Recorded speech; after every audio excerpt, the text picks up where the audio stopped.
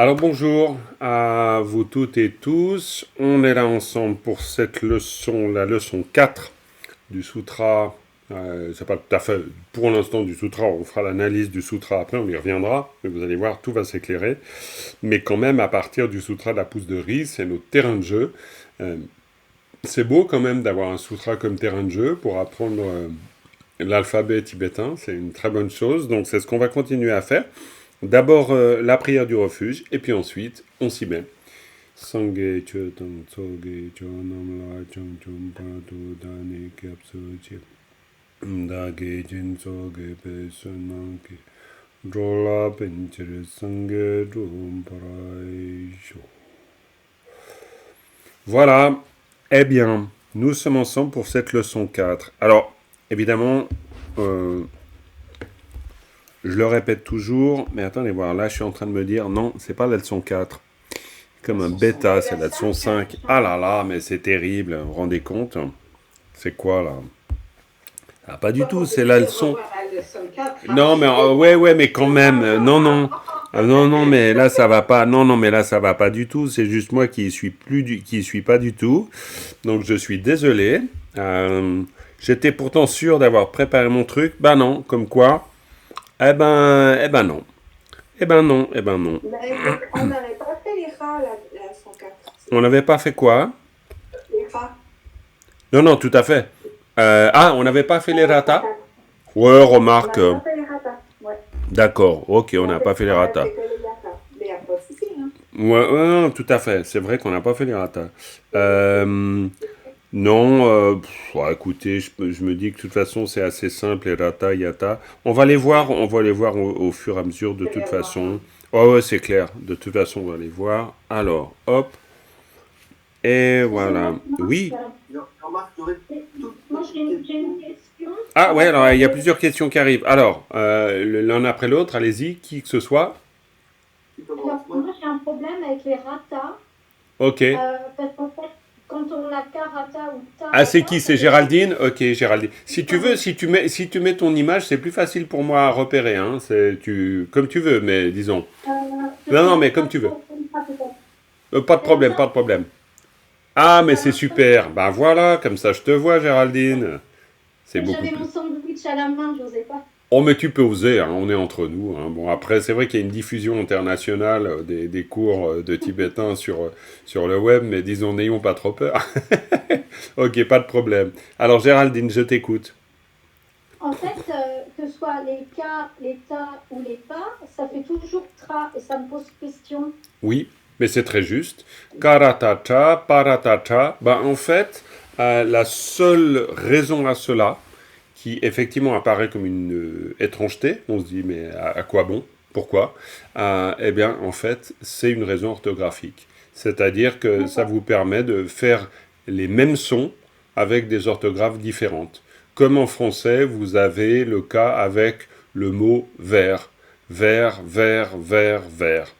Vert la couleur vert, vert le vert, vert le vert et vert le vert. Et ça ne veut pas dire la même chose du coup. Eh ben du coup non. C'est exactement comme en français quand vous dites vert, vert, vert. D'accord. Vous n'êtes pas du Ok. tout vers le vert il y a un vert. Ben voilà, vous êtes français, donc vous savez que vers le vert il y a un vert, mais vous pouvez vous demander si c'est le vert qui est près du vert ou si c'est le vert qui est près du vert. Mais par Ok. contre, à l'écrit, vous le saurez. Mais D'accord. au niveau de l'oral, vous ne le savez pas. Et ça, non. Eh ben, un tibétain, c'est la même chose. C'est-à-dire que c'est l'orthographe qui va vous renseigner sur le ta. Ta. C'est quoi le ta? Ben, vous êtes obligé de regarder l'orthographe pour connaître le sens du mot. Ça fonctionne comme ça. Maintenant, après, mais là, j'y connais rien, franchement, mais je sais simplement qu'il y a aussi des formes archaïques du tibétain. Par exemple, au Ladakh, qui est peut-être que les Ladakis seront pas très contents, mais c'est une manière archaïque de prononcer le tibétain, ce qui fait qu'ils auront tendance à prononcer toutes les lettres dans une syllabe. C'est-à-dire, pour vous donner un exemple, Stakna, c'est le nom du tigre. C'est le nez du tigre, Stakna. Alors qu'en tibétain, on dira Tana. On ne dira pas Stak. tandis qu'eux, ils vont prononcer le sa, le ta, le ka à l'intérieur d'une syllabe. Donc peut-être qu'à l'origine, il est possible aussi qu'on prononçait aussi du genre kra et pra, c'est possible. Et qu'ensuite c'est devenu cha. Mais ça, voilà, ça faut regarder du côté de Nicolas Tournadre. Si vous voulez connaître quelque chose à l'origine des langues, c'est chez lui qu'il faut aller. C'est extraordinaire. D'ailleurs, ça c'est une très bonne référence. Et pour le tibétain aussi. Pas de quoi. Y a-t-il d'autres questions? Il me semblait qu'il y avait une autre question qui arrivait en même temps que celle de Géraldine. C'était Patrice? Oui, une Ok. petite question. Hein, bien sûr. Ouais, c'est à mon avis du petit détail, mais Mhm. dans l'explication du mot Changchup, Changchup, oui. Lorsque tu écris, quand on épelle Chup, il se termine avec un B. Oui. Et puis quand on le prend en entier, il se termine avec un P. Ouais, tout à fait. Alors, Changchup, c'est vrai que quand on a... Alors là, je vais faire comme ça pour pouvoir noter en même temps et que vous voyez quelque chose. On va faire comme ça. Donc, chup, on reprend juste la syllabe chup. Donc, cha, chap, kyu, chu, ba, chup. Ok? Cha, chap, kyu, chu, ba, chup. Là, vous avez, bon, alors là, bah, très clairement, vous avez votre lettre racine. Là, il n'y a absolument pas de doute. Forcément, c'est la seule qui est marquée par un chap-kyu. Donc, forcément, c'est la lettre de base. Donc, cha, par contre, vous vous souvenez que cha, c'est une lettre expirée. Donc, cha, chap-kyu, chu. Donc, là, très bien. Maintenant, le suffixe. Donc, préfixe éventuellement, suffixe éventuellement. Donc, la lettre toute seule, vraiment toute seule, c'est pa. Ça, c'est la lettre toute seule. Maintenant, la lettre, lorsqu'elle est dans son rôle de suffixe, elle va donner le son P au chu. Mais, après, normalement, on devrait dire chup, changchup, et puis on peut entendre changchup avec un B. Mais alors, évidemment, c'est plus un B qui tire vers le P qu'un P qui tire vers le B. Mais ça, c'est pour ça que la phonétique, au bout d'un moment, ce sera impossible. Parce que à un moment donné, il va falloir se dire, bon, les Tibétains, ils le disent comment? Les Tibétains, ils parlent de changchup. Et puis, voilà, nous, on entendra un P, changchup. Mais ça sera peut-être pas un P franc du collier, j'en sais rien, quoi. Mais en tout cas, pas Jangjup. Parce qu'on entend, ou on voit par exemple sur les phonétiques, Jang, il y a plein de textes phonétisés avec Jangchup, mais c'est jamais été Jang, c'est Chang. Payata Chang a Chang, Changchup.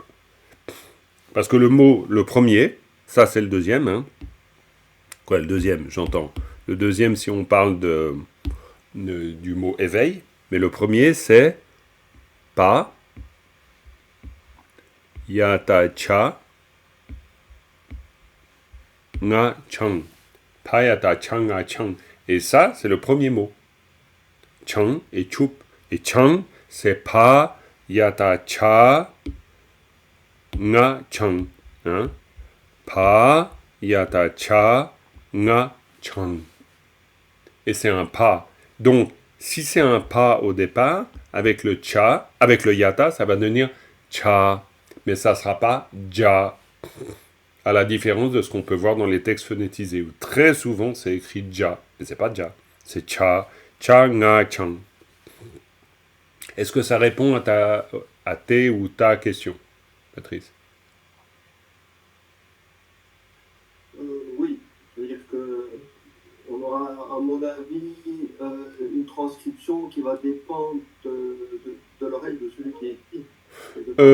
Alors, c'est vrai et faux. C'est-à-dire que pour les Tibétains, là, ce que je te raconte ici, c'est-à-dire Chang Chup, ça sera toujours Chang Chup. Pour un Tibétain. Alors, il y aura des petites différences, mais jamais t'entendras un Tibétain dire Jang. Ça, c'est impossible. Parce que pour lui, c'est vraiment un autre mot. Là, c'est vraiment chang. Et chup, ça sera toujours expiré. Ça sera peut-être un P franc du collier ou un P qui tire vers le B, mais ça sera toujours un mot expiré. Chup. Ça sera toujours chup. Donc non, il y a des règles. Hein. Il y a des règles au niveau de la lecture. Il faut faire la différence entre les accents qui existent. Et alors, au Tibet, c'est hyper présent, les accents. Donc il peut y avoir des grosses différences dans les manières de dire. Mais les règles de prononciation, elles sont les mêmes. C'est-à-dire une expirée sera toujours une expirée. Jamais elle ne sera pas expirée. Une lettre basse sera toujours basse. Donc, si j'ai bien compris, quand on fait juste la syllabe, on l'écrit avec un B, tchoup, pour dire que le pas tend vers le B. Mais quand on écrit le mot en entier, on écrit plutôt le P parce que c'est... Mais on n'écrit jamais P. Ça, tu écris pour l'instant P parce que pour l'instant, tu utilises la phonétique. Mais dans 2-3 leçons, c'est fini la phonétique. Donc pour toi, tu écris tchoup. Tu écris tchoup, vraiment. Et puis dans ce cas-là, parce que sinon, au bout d'un moment, le problème, expérience faite, c'est qu'on se met à raisonner avec la phonétique. C'est-à-dire en se disant, tiens, c'est bizarre, à ce moment-là, on l'écrit comme ça, puis à ce moment-là, on l'écrit comme ça. Attention, vraiment attention. La phonétique, là, c'est juste une aide temporaire. Donc, et d'ailleurs, parfois, c'est possible de faire une phonétique qui se rapproche du son, et parfois, c'est pas du tout possible, d'ailleurs. Même là, à ce stade, où quand je vous explique les syllabes, à un moment donné, ça coince, quoi. Ça permet pas. Donc, très vite, non, c'est pas le bon système. Donc, faut pas prendre comme point d'appui la phonétique. Le point d'appui, c'est les règles de prononciation des lettres. Ça, c'est très important. Donc, si on a... là, on a chang. Bon, on a chang. Mais là, maintenant, si j'écris chup, c'est clair. Hein? C'est cha, chap, kyu, chu, pa, chup. Chup.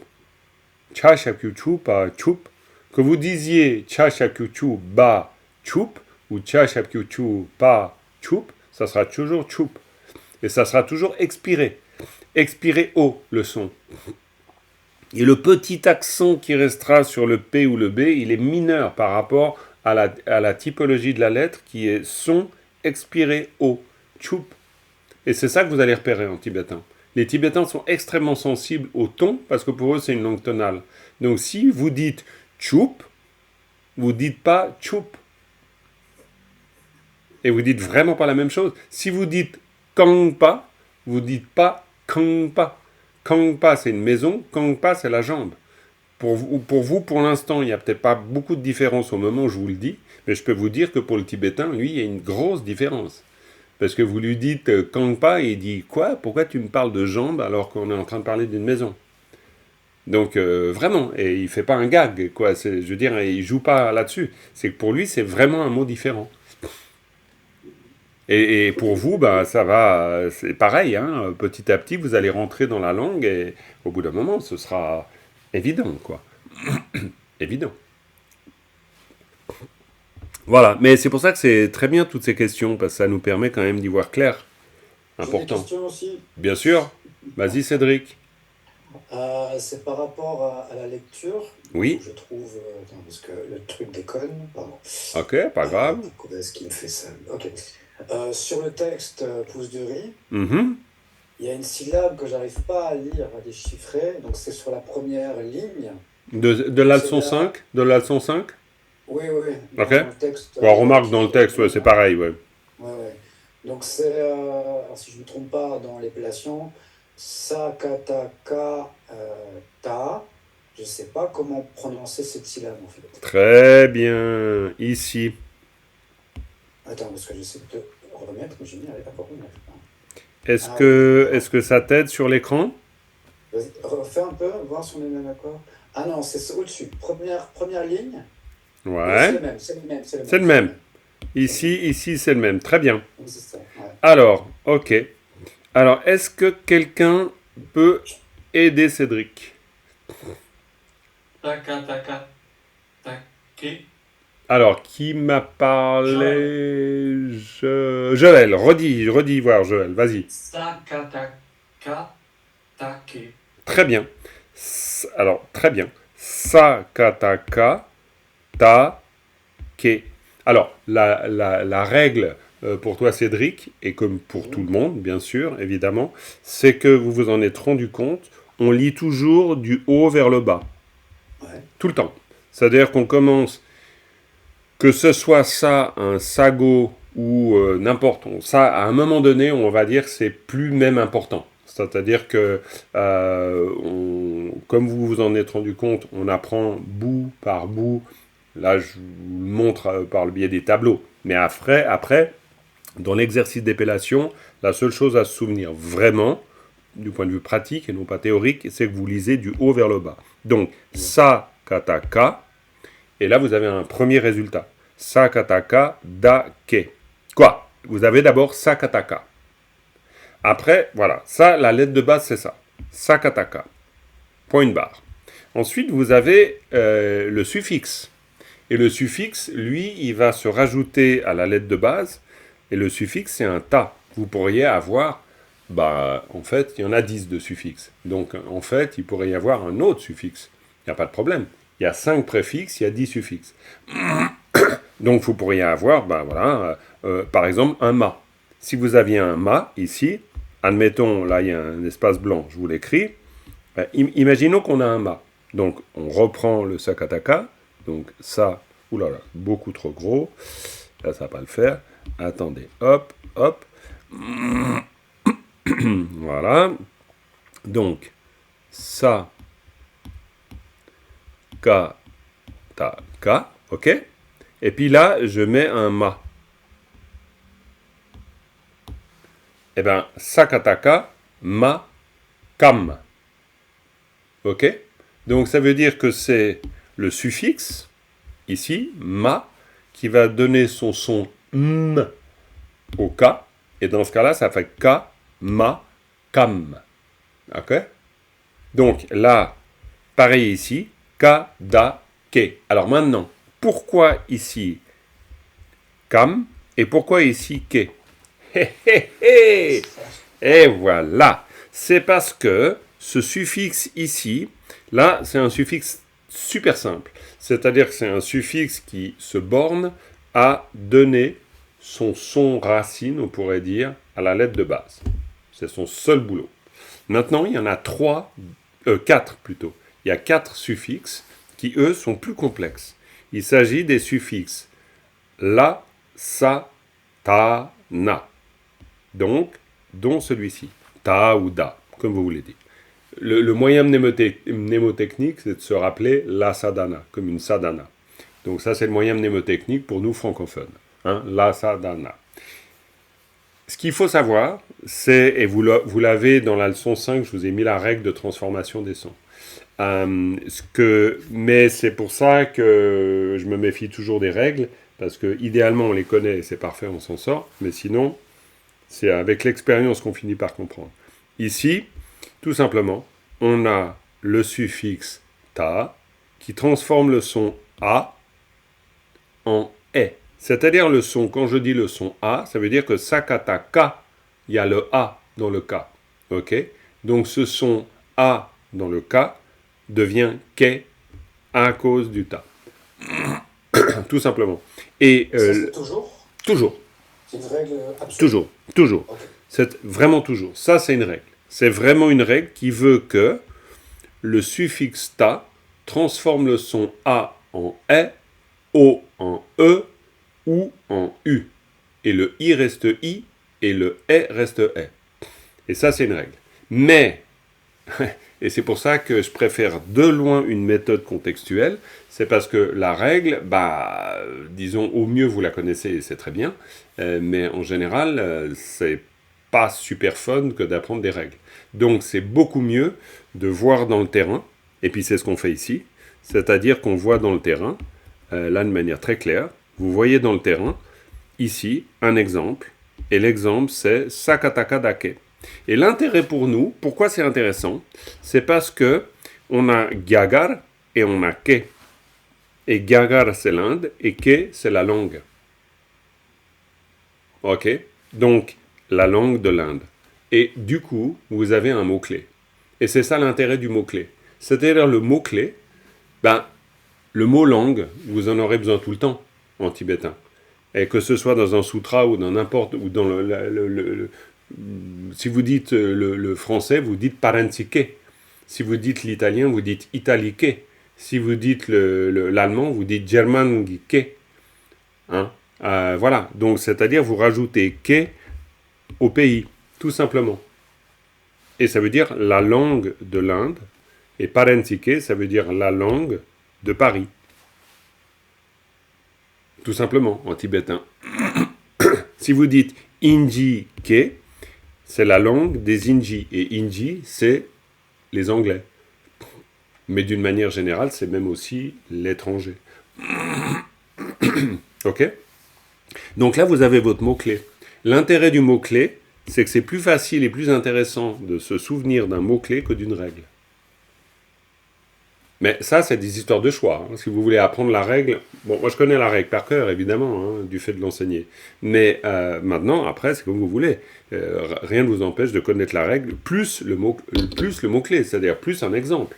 Mais l'exemple est quand même très pratique, parce que l'exemple nous permet dès maintenant, avant qu'on ait vu les suffixes et tout ça, parce que normalement, on les voit très tard, on les voit plus tard, les suffixes. Ça nous permet déjà d'être introduits avec l'idée des mots-clés. C'est pour ça que je vous prends des exemples. C'est pour semer des petites graines, là. Est-ce que ça répond... Ouais. Curiosité, donc on a Diagar, et le tout qui après, il sert à quoi? Parce qu'après, on a une barre verticale qui bien sûr. Alors, là, il y a deux choses très intéressantes. La barre, attention, n'équivaut pas en tibétain au point français. Pas du tout. On aurait tendance à tort de faire une équivalence qui n'est pas pertinente. En tibétain, ça peut être à la fin d'un paragraphe, oui, mais ça peut aussi être à la fin par exemple, d'une principale par rapport à une subordonnée. Ça peut être l'équivalent d'un point-virgule, par exemple. Et donc, c'est une marque de ponctuation, évidemment, mais la ponctuation en tibétain est beaucoup plus... on pourrait dire, a clairement un usage littéraire dans la composition d'un texte plutôt qu'un usage ou qu'une fonction sonore. En français, la ponctuation, elle indique clairement la manière dont on ponctue, c'est-à-dire elle est un signe pour l'oralité. Une virgule signifie qu'on fait une césure, qu'on fait une respiration. Un point signifie qu'on baisse la voix à la fin de la phrase, par exemple. On conclut la phrase. Donc la ponctuation chez nous, c'est une indication de prononciation. En tibétain, pas du tout. En tibétain, c'est juste une indication vague. Donc ça, mais franchement assez vague, parce qu'elle peut avoir plusieurs fonctions. Mais en tout cas ça ne se réduit pas à un point à la fin d'une ligne. Ça, c'est sûr. Maintenant, autre question concernant le tout. Gagarke tout. Alors tout, c'est une particule. C'est-à-dire que c'est évidemment pour nous une syllabe, pour l'instant, c'est un ta shapyutu, mais bientôt pour vous ça va devenir une particule. Et ça va devenir une particule hyper importante, mais un peu complexe. C'est-à-dire que pour l'instant, pour le dire de manière simple, vous pouvez traduire cette particule avec le petit mot en français en, en. Comme par exemple, vous diriez en hindi, ou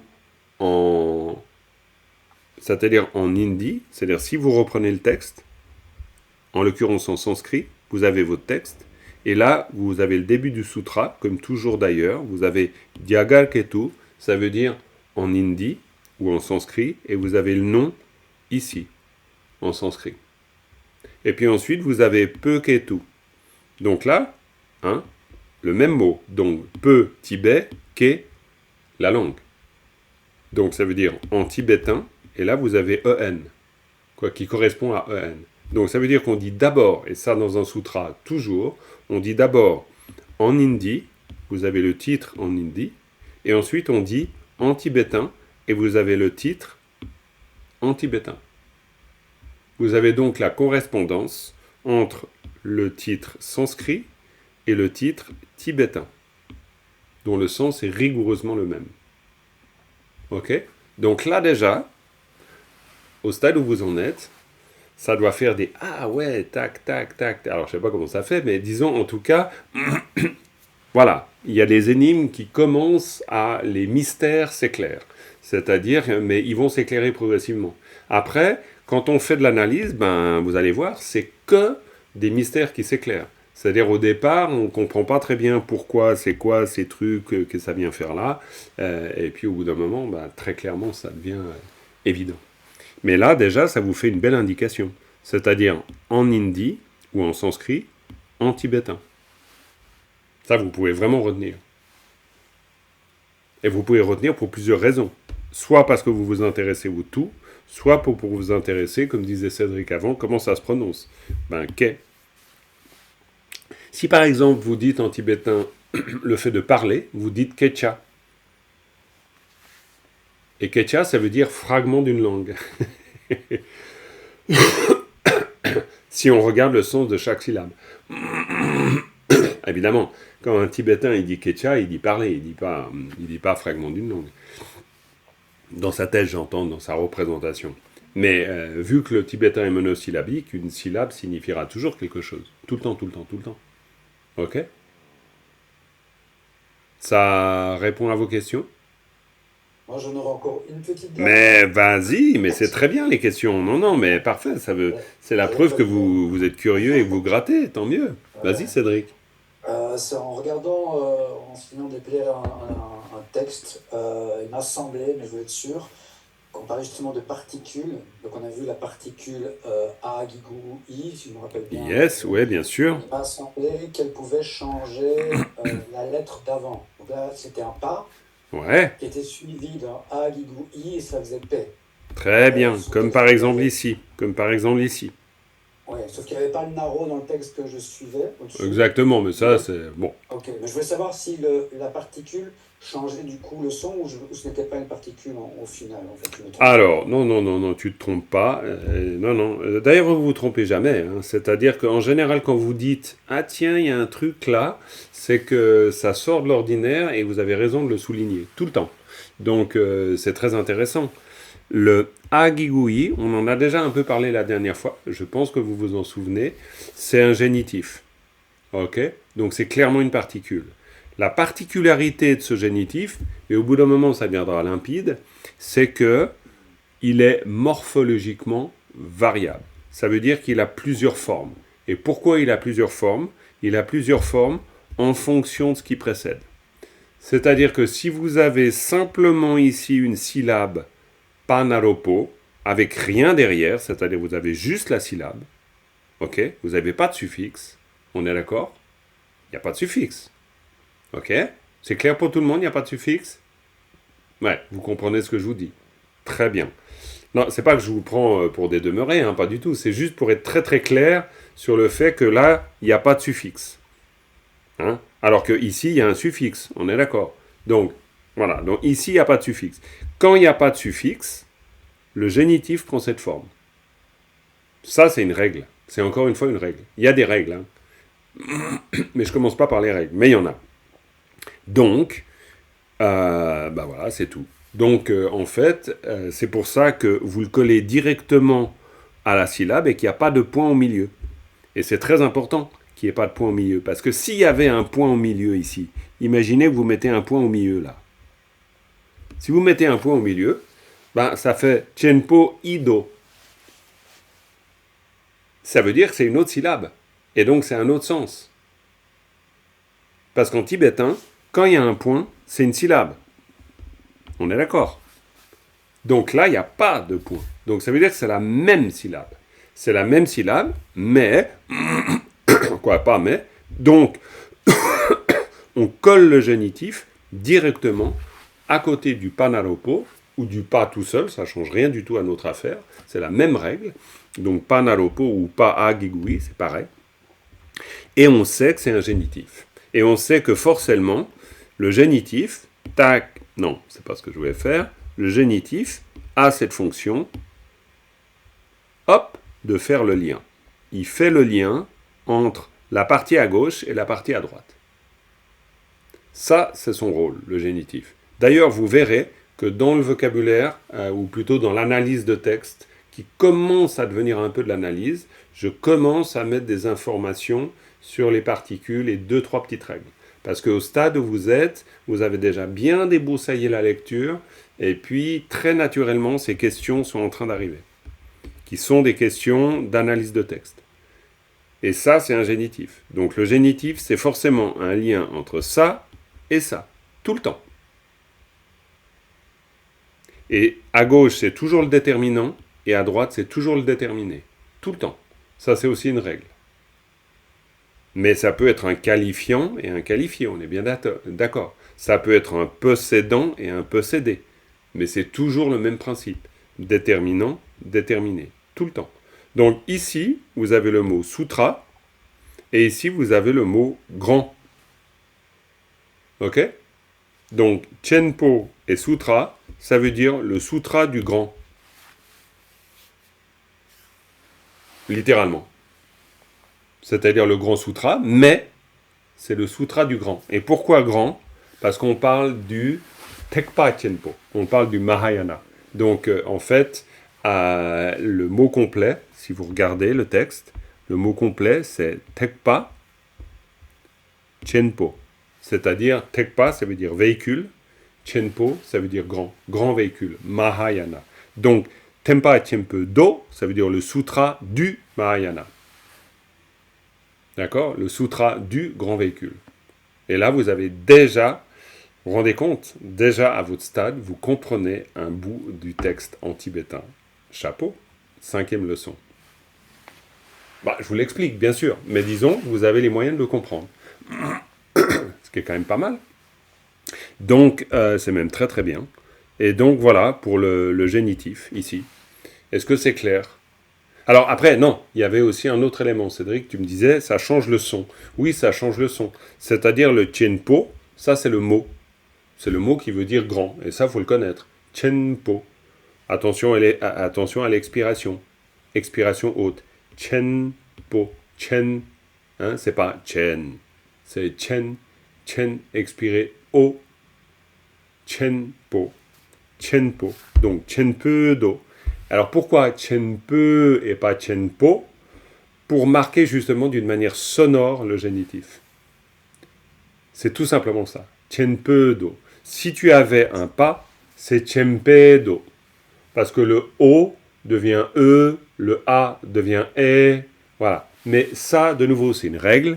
Mais c'est une règle qu'on n'a pas besoin d'apprendre par cœur. Parce qu'on l'apprend en faisant de l'épellation, tout simplement.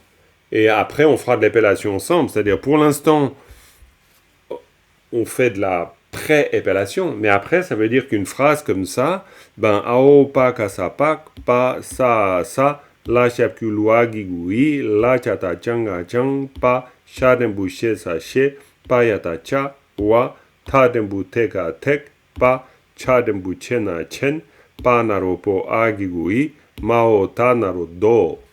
Et ça, c'est de l'épellation. Et donc, tous les Tibétains apprennent à épeler. Et donc, vous allez apprendre à épeler aussi.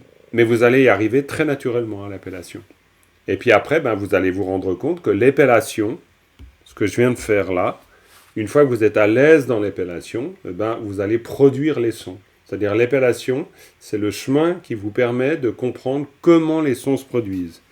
Et puis ensuite, les Tibétains, ils font de l'épellation très rapide. Hein. C'est rapide. Ça va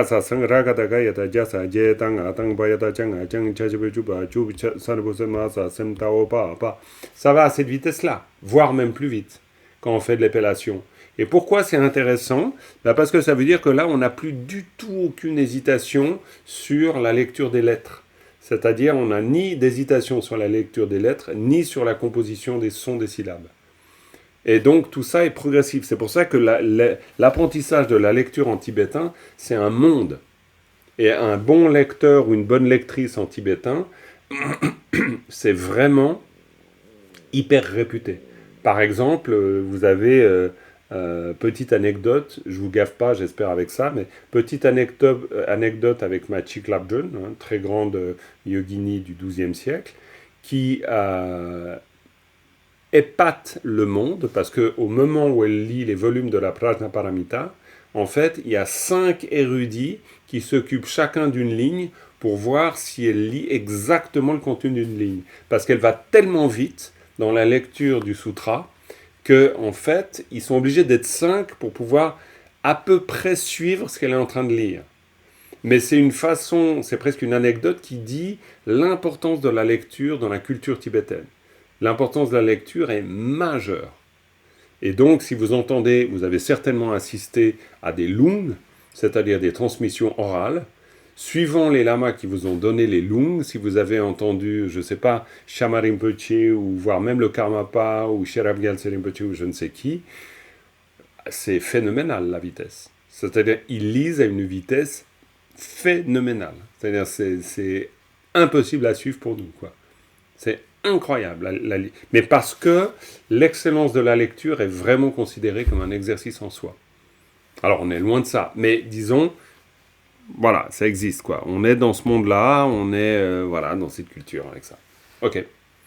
Voilà. Y a-t-il d'autres questions sur ce que vous avez pu voir, vos énigmes, vos doutes, vos émerveillements, j'en sais rien.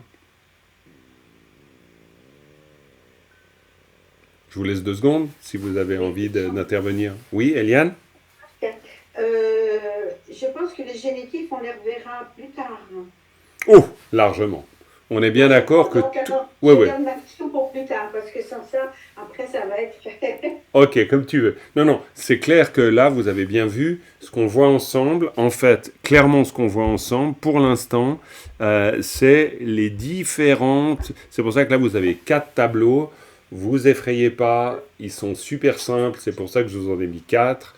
Il y a 4 tableaux dans la leçon 5 et qui nous montrent tout simplement, on met le focus sur des constructions que vous avez déjà plus ou moins vues. Et puis une fois qu'on a vraiment brossé, je veux dire qu'on a passé à travers tous ces tableaux des différentes formules de construction des syllabes, après on perfectionne les préfixes, on perfectionne les suffixes, puis après c'est bon, on considère qu'on sait lire, quoi. Ok ? Et puis après on fait vraiment l'étude des particules. Ok. Pas de quoi. Voilà. Donc, ça me permet peut-être de vous introduire ces 4 tableaux. Ok ? Mais qui sont vraiment... vous bilez pas, hein, c'est super simple. Hein. Vous allez voir. D'ailleurs, certains mots, vous les avez déjà vus. Maintenant, c'est clair que dans la page d'exercice, ici, j'essaye de reprendre en rouge des éléments qui sont liés aux 4 tableaux. On est bien d'accord. Donc, nos 4 tableaux, les lata, lata chuk, ça veut dire qu'il y a 6 combinaisons avec le la comme souscrite. Tout simplement. Du point de vue de la prononciation, c'est super simple. Vous lisez toujours le son du haut vers le bas. Vous vous souvenez de ça? Le haut vers le bas. Toujours. Que ce soit un lata ou n'importe. À la rigueur, vous pourriez ne pas le savoir. Pourquoi? Parce que la seule chose qui vous importe, au niveau de l'épellation, c'est de dire ka, la, ta, la. Tout simplement. Vous lisez du haut vers le bas. Point. Ça, c'est la règle à laquelle on ne déroge pas. Ok? Donc, ka, la, ta, la. Tout simplement. C'est tout. Ensuite, ka, la, ta, la.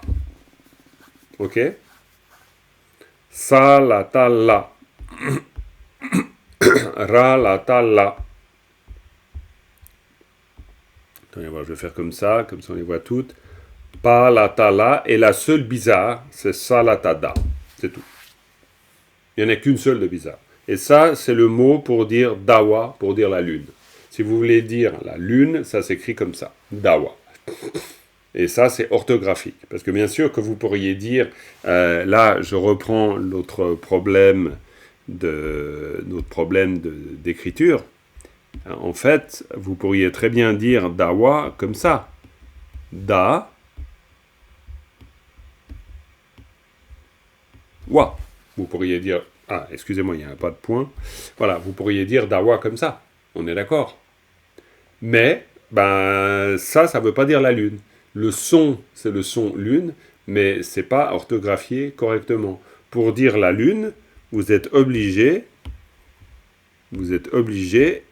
d'écrire sa, lata, dawa. Vous êtes obligé de l'écrire comme ça. Dawa. Ok? Tout simplement. Voilà, ça c'est à apprendre. Là, il y a... Là, je ne sais pas pourquoi c'est comme ça. C'est comme ça. Mais par contre, l'avantage, c'est que c'est toujours comme ça. C'est-à-dire, salatada, ça ne souffre aucune exception. C'est salatada. Et c'est la seule qui va être un peu bizarroïde. Toutes les autres, c'est kalatala, kalatala, palatala, ralatala, salatala. Ok, donc, franchement, très simple. Oui, Philippe?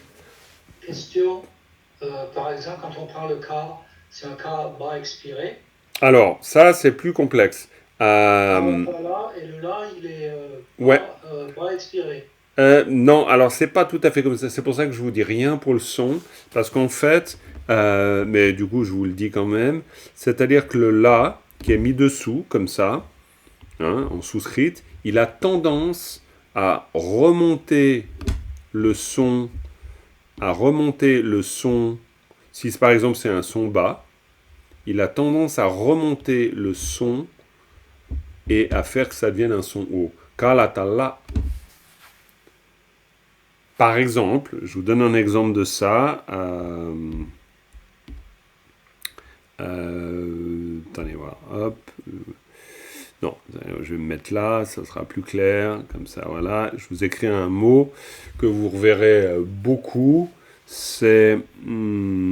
attends. Pas... Ah, non, c'est pas ça. Pas... La, ta, la, naro, lo. Lo, ça veut dire l'esprit. L'esprit dans le sens, le mental plutôt. Le mental discursif. Donc, pas, c'est une lettre basse. D'accord? Pas, vous avez vu que c'est, voilà, c'est pas. Mais ici, pas la, ta, la, naro, lo. Ça monte le son. Le pas monte le son. Mais bon, à votre niveau, disons, je vous donne l'info, mais il ne faut pas que ça vous bloque. Parce que sinon, ça fait trop... Des fois, j'ai un peu peur que... Bah, disons, en fait, pour le dire autrement, vous allez finir par savoir ça. Parce que naturellement, bah, moi, je vous reprendrai. Et puis, si vous travaillez avec quelqu'un d'autre, un Tibétain ou n'importe, de toute façon, à moins qu'il soit très gentil, c'est le problème des fois avec le Tibétain, donc ils font pas de remarques. Mais disons, si vraiment il vous fait bosser, il vous dira non. On dit pas lo, on dit lo. D'accord? Et puis voilà, et puis là on s'en sortira pas de sitôt parce que le tibétain est une langue tonale. Donc si vous dites lo et si vous dites lo, vous dites pas le même mot. Mais pour vous, pour l'instant, lo et lo, bah, c'est la même chose, a priori. Mais au bout d'un moment, ça sera plus la même chose. Lo, ça signifiera les années, et si vous dites lo pour dire retourner, bah, vous prononcez encore autrement. Lo. C'est pas le même. C'est pas... Voilà. Bon, ben ça... Ouais, quoi. Ça, c'est... Mais pour l'instant, ça vous semble impossible, mais franchement, c'est pas du tout impossible. Ça va devenir très clair. Donc, vous paniquez pas là-dessus. Vraiment. Mais c'est pour ça que... Bon, voilà. Il y a une différence. Elle est orthographique. Et en plus, elle est sonore ici. Pour répondre à ta question, Philippe. OK? Mais pour l'instant... faites ça de manière très simple, et très simple, ben c'est vraiment très simple. Et très simple, ça veut dire kalatala, attendez moi, excusez-moi, ça veut dire kalatala, palatala, ralatala, salatala, salatada. Voilà. Si vous avez envie de faire l'exercice de lecture, voilà. Si vous voulez une bonne prononciation, vous allez dans les ressources que je vous ai envoyées. Je vous ai envoyé plein de liens avec plein de ressources. Eh bien, il y a entre autres tous les enregistrements avec Deki Ujon, quand on a fait justement cette méthode de tibétain. Et il y a tous les fichiers MPEG-3 qui vous permettent de pouvoir écouter vraiment une très bonne manière de prononcer le tibétain par une tibétaine. OK ? Voilà. Ça, c'est le premier tableau. Ouais. Bien sûr, Eliane. Je t'écoute. Ah, excuse. C'est pas grave. Quand il n'y a pas la tala. Sylvie, ouais, d'accord. Bah, des fois, je vous vois pas. Oui, vas-y, Sylvie. Non, mais je suis sur mon iPhone, donc je ne sais pas si vous me voyez. Si, je te vois très bien. Le signe voyelle, quand tu as deux lettres, Mhm. comme palatala par exemple, Mhm. tu vas toujours l'appliquer une fois que tu as dit la lettre complète. Tu ne Yes. t'appliques jamais qu'à une partie. Non. C'est pas Pas- la tala narolo, c'est pas Non. la peau. Non.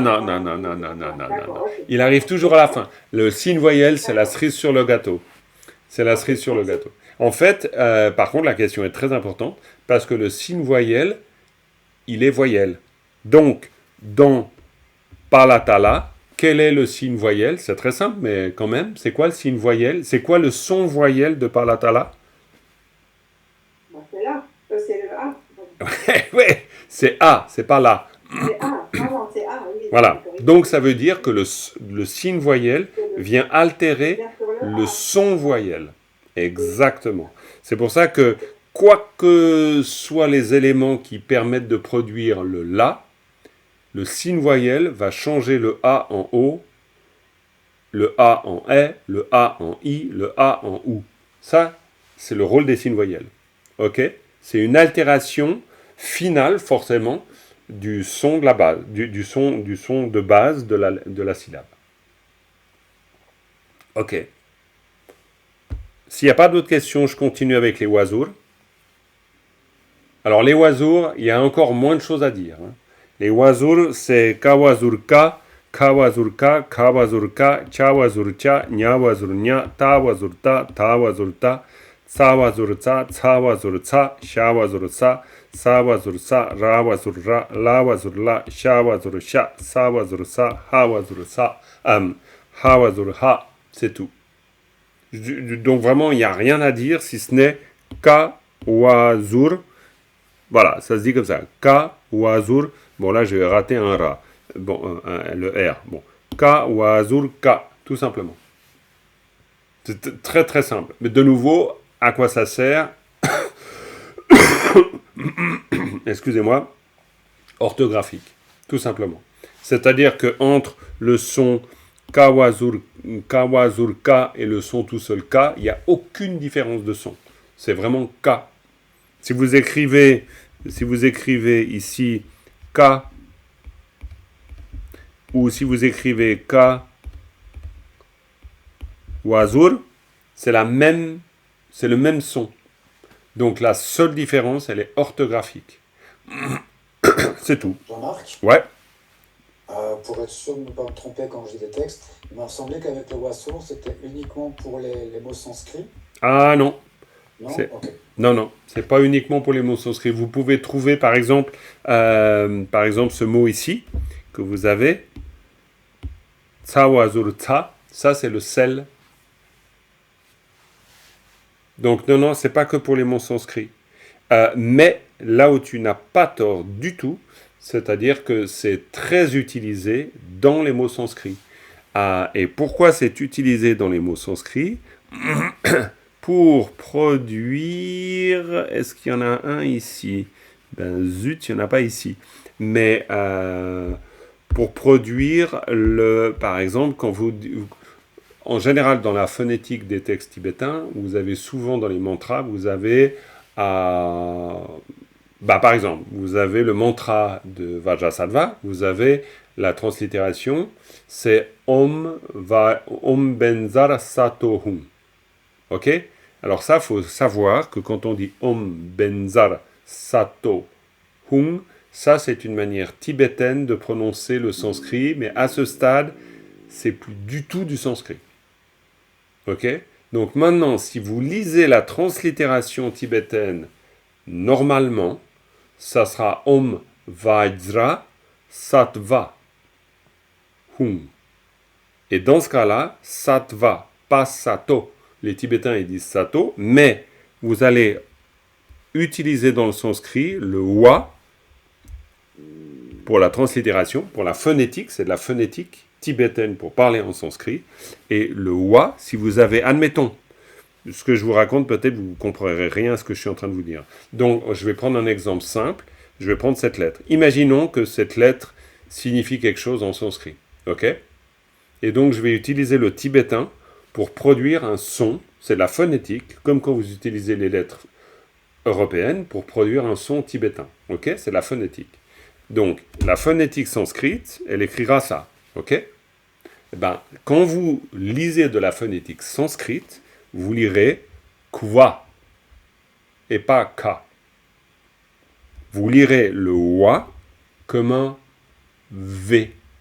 Kva, quoi. Ça serait quoi, mais kva. Svaha. Donc le soha, c'est svaha. Mais bon, alors là, évidemment, on ne va pas s'engager du tout dans la lecture de la phonétique sanscrite en tibétain, parce qu'alors là, les Tibétains ont perdu le fil de ça, totalement. Ils prononcent d'une manière très aberrante les mots sanscrits. Maintenant, ça a tendance à complètement changer, parce qu'il y a toute une génération de jeunes Tibétains qui reprononcent les phonétiques sanscrites à la sanscrite. Donc ça change. Mais l'ancienne génération, non. Pour eux, c'est Soha. Et c'est pas Soha, c'est Svaha. C'est comme quand vous dites Sattva. Sattva, dans Bodhisattva, c'est un wazur. Sattva. Ok? Voilà. Bon, ça c'est pour le wazur. Je regarde juste l'heure, parce que c'est pas très fun ce qu'on fait. On fait un peu des tableaux, mais c'est juste pour vous expliquer le principe. C'est pas très compliqué. Là, de nouveau, là, je vous ai rajouté, bon, la cassette, évidemment, ça vient de l'ancienne méthode, donc c'est plus une cassette, mais bon, voilà. Mais le principe, là, de nouveau, pour faire très très simple, le principe est simple. C'est-à-dire, ra kataka, ra kataga, ra ngatanga, ra chatacha, ra nyatanya, ra tatata, pareil tout le temps. C'est-à-dire, vous lisez du haut en bas, tout simplement. Ça, c'est l'épellation, hein. Ok. Donc, voilà, pour tout le tableau, ra tatata, ra natana, ra bataba, ra matama. Ça, c'est la... Ouais, quoi, voilà. Ra tatatsa, ra tatatsa. C'est vraiment tout simple. Ok? Vous comprenez la logique? C'est toujours la même, en fait, hein. Simplement, ces tableaux, ils sont là pour nous dire, on ne peut pas faire des combinaisons avec un ra go, c'est-à-dire un rat de tête, parce que quand on dit ra go, ça veut dire le rat qu'on met au-dessus, c'est donc une suscrite. On ne peut pas faire plus que 12 combinaisons avec un rat suscrit. Il n'y en a pas plus que ça. C'est impossible, on ne peut pas faire plus que ça. D'accord? Donc de nouveau, c'est orthographique. Mais du point de vue de la lecture du son, pour comprendre le son, c'est très simple pour vous, parce que c'est chaque fois la même chose. C'est-à-dire qu'on lit du haut vers le bas. Et une fois que vous avez compris la logique, ben voilà. Et puis là, en l'occurrence, ouais, quoi, voilà. Et là, en l'occurrence, ce que je voulais dire, c'est que je mets en exergue un certain nombre de syllabes dans le texte. Ça, c'est celles qui sont à apprendre, comme on va dire des mots-clés. Et puis après, vous avez les tableaux. Et les tableaux, si vous voulez, ben voilà. C'est pour ça que je vous les lis, parce que comme ça, en faisant le replay, ça vous rappelle le son. Ok? Mais de nouveau, très simple. Là, les 10 lettres suscrites avec la. La go. Go, ça veut dire la tête. Hein. Donc ça veut dire suscrite, c'est la de tête. Et là, pareil, c'est hyper simple. La kataka, vous lisez du haut en bas, tout simplement. Donc vous lisez le son du bas. La kataga, la ngatanga, la chatacha, la chatacha, la tatata, la tatada, la patapa, la pataba, la hatala. Ça, c'est la seule qui est un peu compliquée au niveau de la prononciation.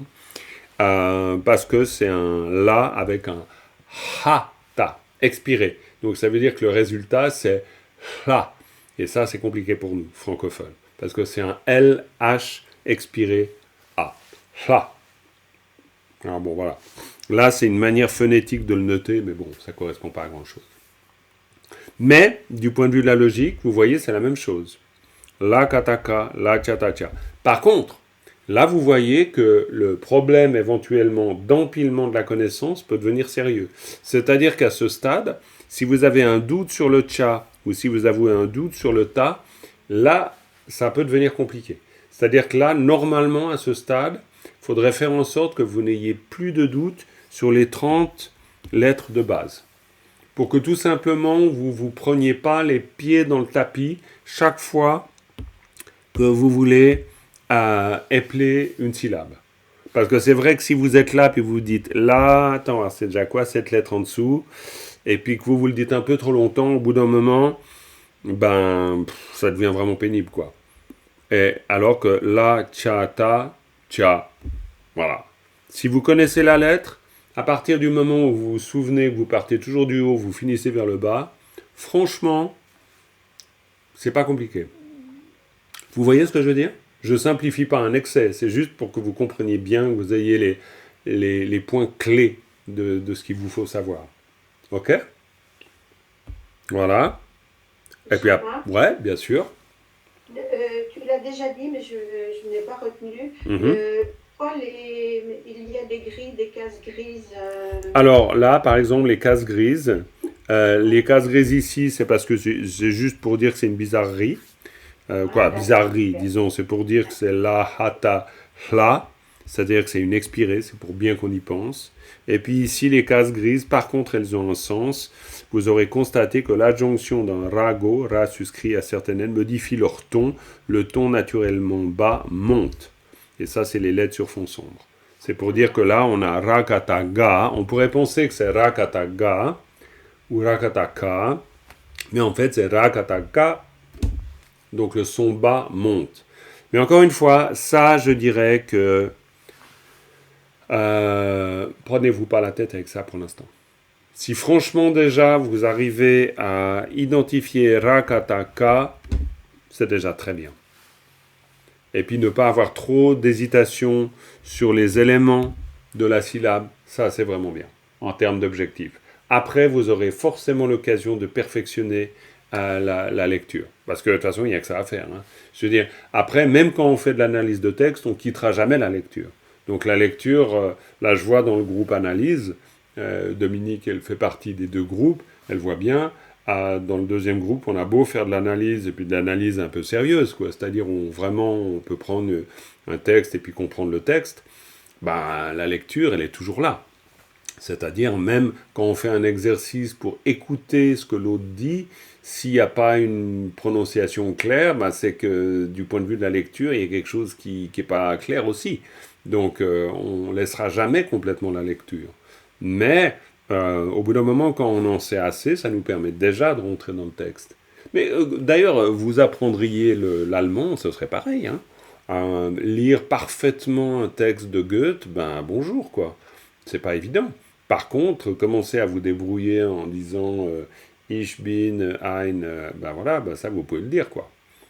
Donc, pareil. Hein. Après, les lettres suscrites avec la, lago, de nouveau toujours, hein, lago, go qui veut dire tête, donc suscrite, la de tête. Et là, vous en avez 10, vous n'en avez pas d'autres. Non, mais c'est celle qu'on vient de faire, je suis bête. Donc, voilà. Donc, on les a toutes vues. Vous voyez, c'est pas très compliqué. Et là, on a notre texte avec le repérage. Donc, vous voyez, il n'y en a pas des tonnes parce que, il n'y en a pas des tonnes, en fait, dans cet extrait de texte. Ici, vous avez, Gyagar, on l'a déjà vu. Donc, Gyagar, avec Ra, Kataka et Tagya, Gyakar, qui est tout, bon, voilà. Vous avez Jangpa, La, Chata, Changa, Jangpa. Ok. Vous avez Chomden, La Tatatana Den, Chomden De, Aodasa De, Pao Chanaro Choma Chom, La Tatadana Den. Alors là, de nouveau, si je zoome, no panique, très simple. Évidemment, quand vous êtes face à ça au départ, vous dites ouh, aïe aïe aïe, comment je fais? Mais tranquille, vous respirez un bon coup et vous allez voir que ça va tout seul. 2 syllabes, très simple. La première, là, il n'y a pas de doute. Il y en a une qui a un signe voyelle, donc cha, c'est la principale. Donc ça veut dire que ça, c'est un préfixe. On est d'accord? Vous me suivez? Ok, donc pao, parce que quand c'est un préfixe, vous dites pao. De toute façon, tout ça, je vous le note, donc vous n'êtes pas perdu. Pao. Puis là, cha narocho, ma, chom. On en a parlé au début de la leçon.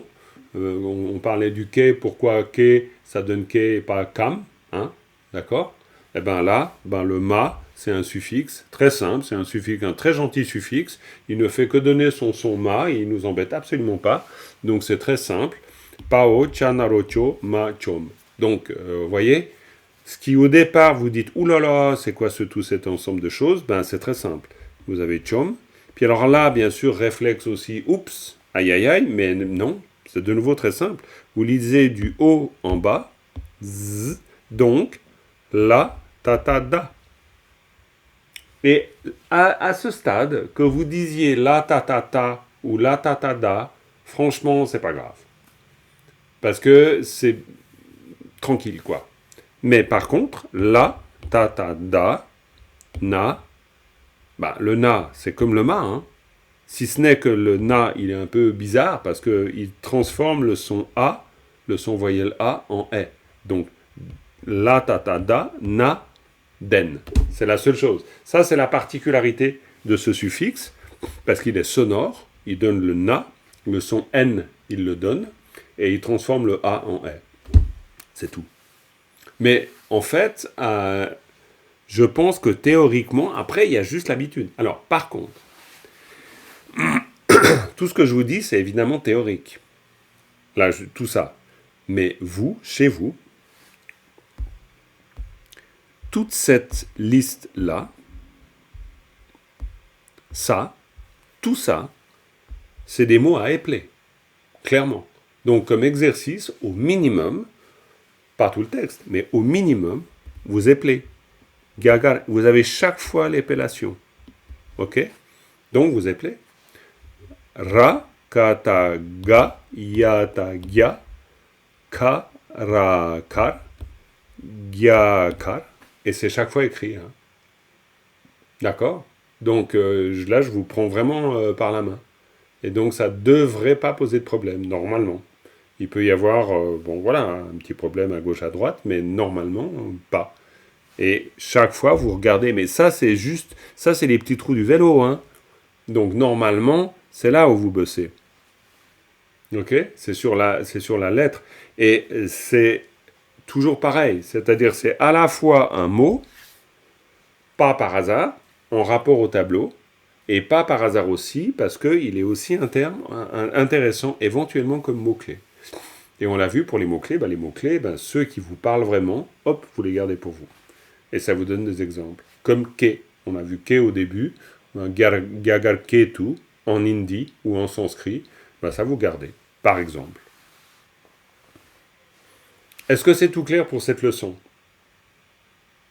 Yes? Bon. Écoutez, le temps file, hein, ça fait plus d'1 heure qu'on est ensemble. Et oui, c'est dingue. En tout cas, pour moi, c'est dingue parce que j'ai vraiment l'impression que ça fait zouf, comme ça. Ce qui m'importe avant qu'on se laisse, c'est si tout est clair.